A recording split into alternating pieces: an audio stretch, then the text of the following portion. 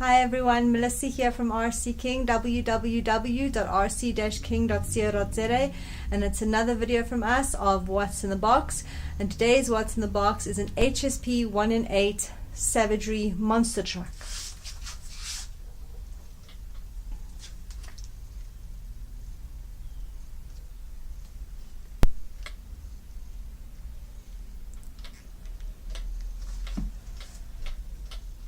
Right, with the body off.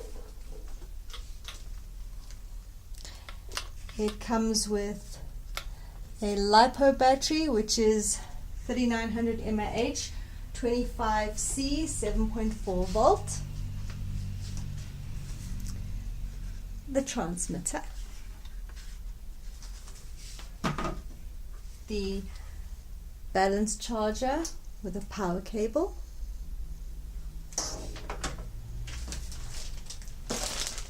And of course, the manual.